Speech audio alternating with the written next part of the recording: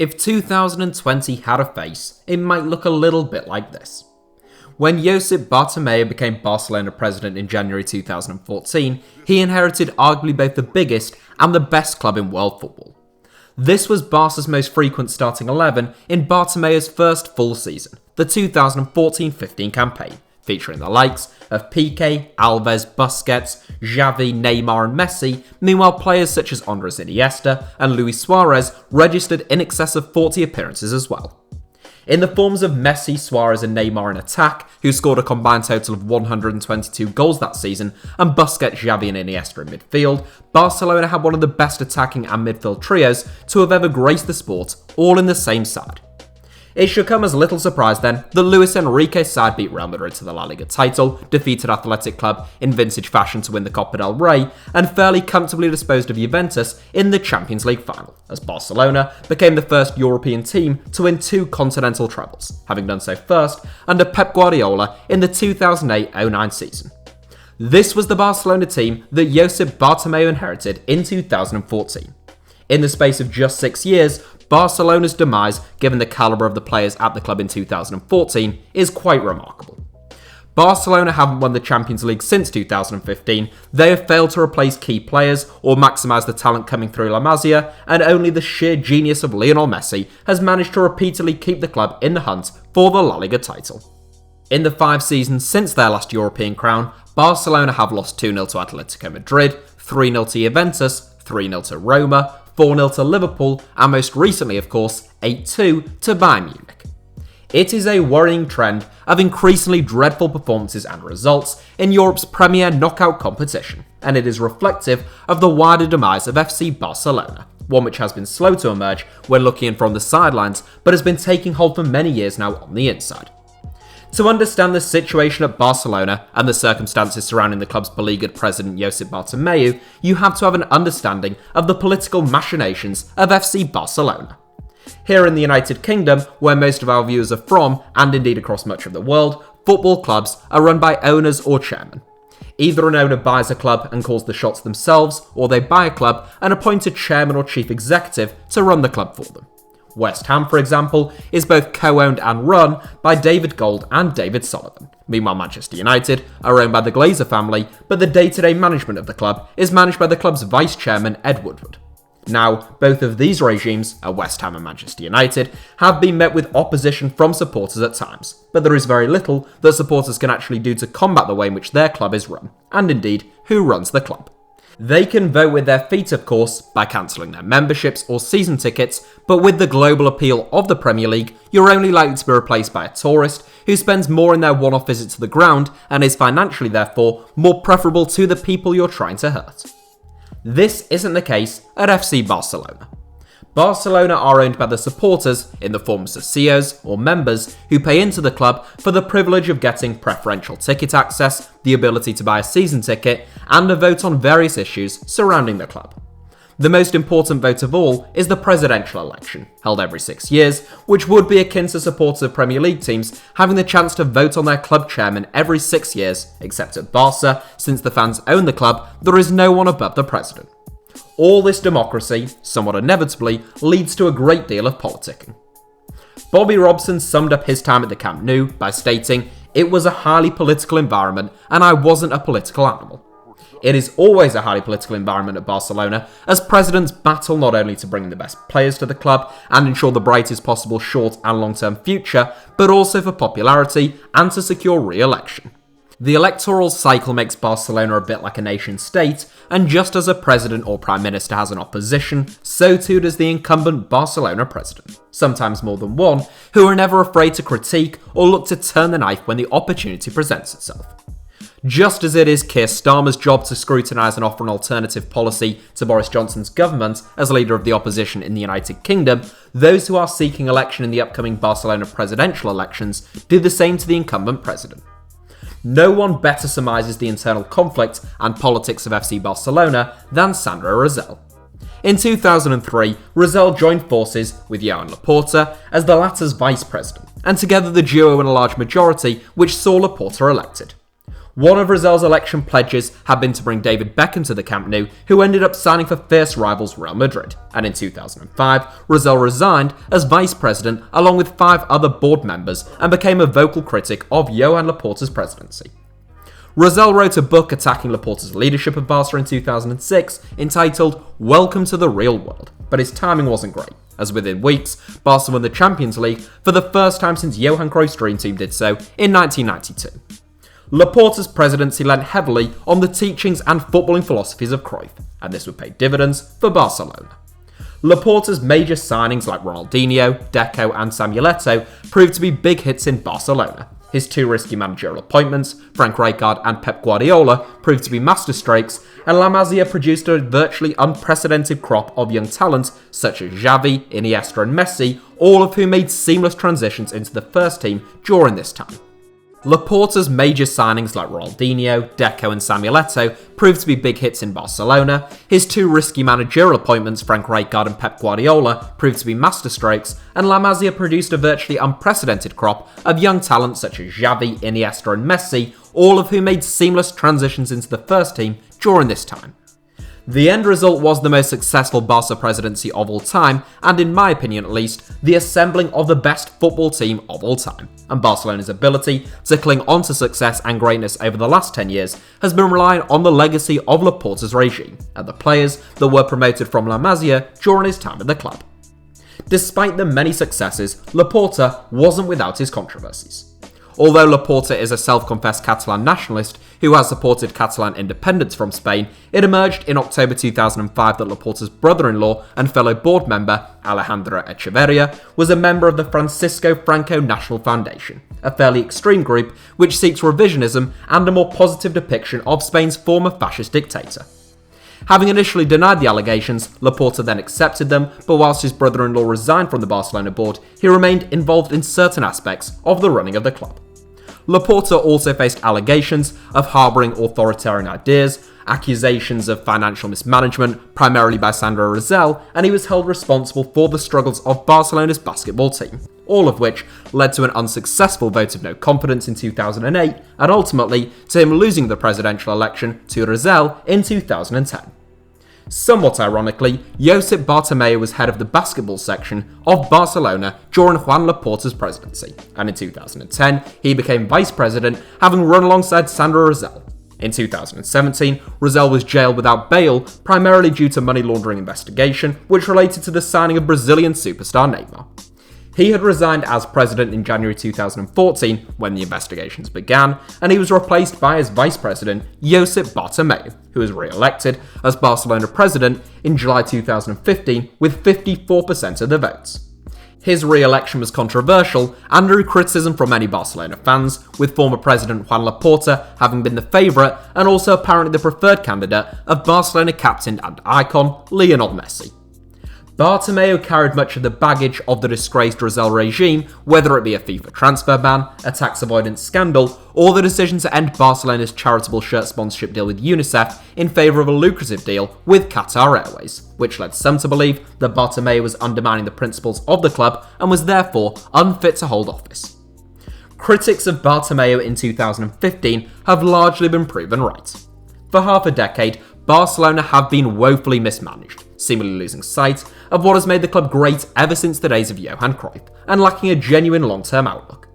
Short-term signings combined with an apathy towards the running of La Masia has seen Barcelona go from a club that produced a generation of homegrown world-class talent to one that has hardly promoted a single graduate from one of the world's most esteemed footballing institutions, practically since Joan Laporta's presidency ended in 2010. A quick look at Barcelona's transfer dealings during this period rapidly exposes Bartomeu's short-sightedness in the market, and just how much money Barcelona have wasted in recent years. Aleix Vidal was signed from Sevilla for a potential €22 million before returning to Seville for just €8.5 million. Arda Turan was signed for a potential €41 million despite the fact he couldn't actually play for 6 months due to a transfer ban, and his disastrous 5-year deal only just came to an end as he signed for Galatasaray on a free.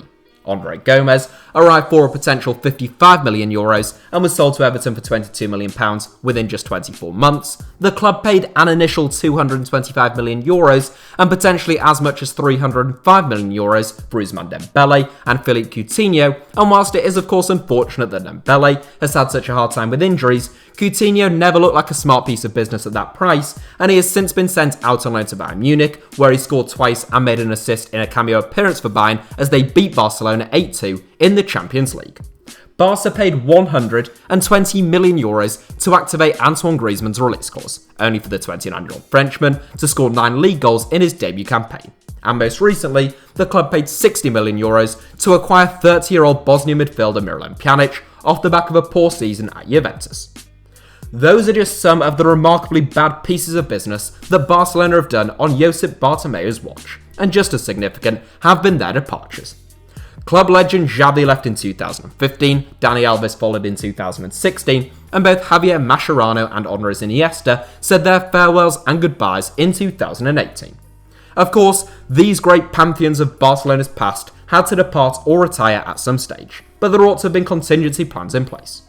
The Barcelona generation that Laporta oversaw had the likes of Puyol and Rafael Marquez nurturing Gerard Piqué, Deco teaching the tricks of the trade to Xavi and Iniesta, and Messi learning from Ronaldinho. Although Barca had established stars, there was a clear pathway from La Masia to the first team for the most talented players in Barca's youth ranks. Who is going to replace Gerard Piqué now? Where are the replacements for Xavi, Iniesta, Rakitic and Busquets? Of course, you can't expect like-for-like replacements when dealing with players of the calibre of Xavi, Iniesta and God forbid Lionel Messi, but right now Barcelona don't even have anyone who can come in and challenge Arturo Vidal for his shirt, and that should be a source of shame for Josep Bartomeu and his regime. Perhaps the most significant departure of all though was the sale of Neymar in 2017. Neymar was signed by PSG for €222 million, an unprecedented amount of money in football which arguably broke the transfer market and led to ludicrous signings such as Barcelona paying as much as €142 million, subject to add-ons, for Philippe Coutinho. The sale of Neymar was significant for a number of reasons, not least because Barcelona was selling one of their best players. That was something which just didn't happen and would never have been allowed to happen under other regimes. Of course, €222 million if reinvested wisely is a fortune, but it wasn't reinvested wisely, and it brought to an end an attacking triad which struck fear into the heart of every defence in Europe. Barcelona ended up paying more for Ousmane Dembele and Philippe Coutinho than they received for Neymar, and history will show that to be a truly wretched piece of business on the club's part. Of course, the great Barcelona teams of old made mistakes in the transfer market. The likes of Zambrotta, Milito and Shaginski spring to mind, but they were always masked by the strength of Barca's academy graduates. Examining all of the things that have gone wrong with La Masia is a topic which would require an entire video unto itself, but the demise of what was the best academy in world football under Josep Bartomeu and Sandro Rosell is extraordinary. Whilst Barcelona are still heavily reliant on the academy graduates of Joan Laporta's presidential reign, there is only one current Barca first-team squad member to have made their debut following Rosell's election success in 2010. That player is Sergio Roberto, who was already on the verge of a first-team debut under Laporta, although I should mention Ansu Fati, who did make 33 appearances last season, despite the fact that he is still technically part of Barca's B team and youth team ranks. Fati does appear to be an exciting prospect with bags of potential, but he is the exception, which proves the rule. He is still only 17, and only 1 or 2 first-team La Masia graduates in a decade by Barcelona standards is an aberration.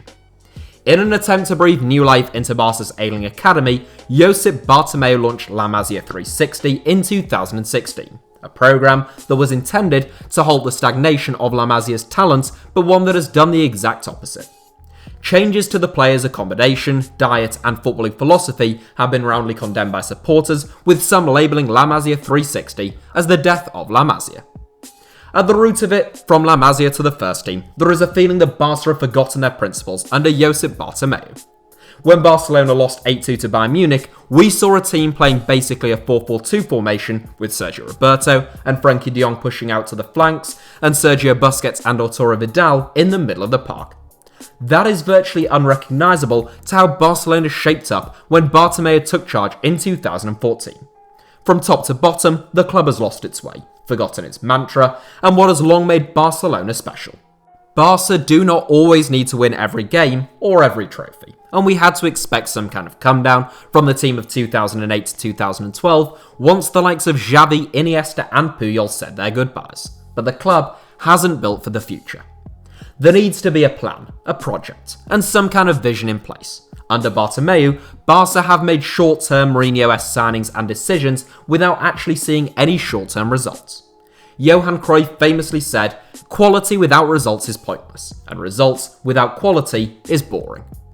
Barcelona appear to have sacrificed their quality, but they haven't got results in return. By Cruyff's own reckoning, Barcelona have become both pointless and boring, and that is the legacy of Josep Bartomeu.